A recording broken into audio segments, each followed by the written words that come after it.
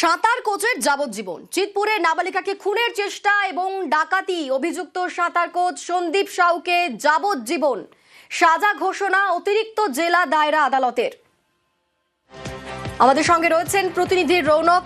রৌনক, আদালতের কি পর্যবেক্ষণ ছিল?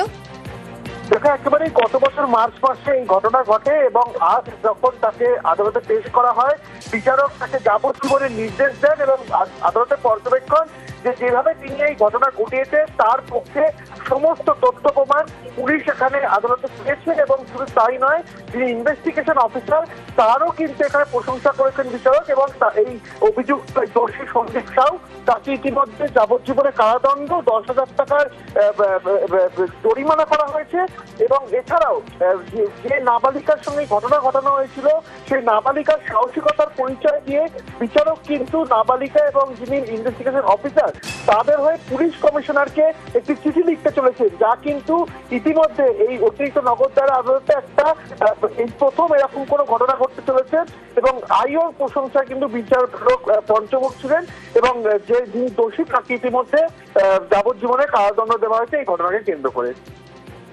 ধন্যবাদ রৌনক।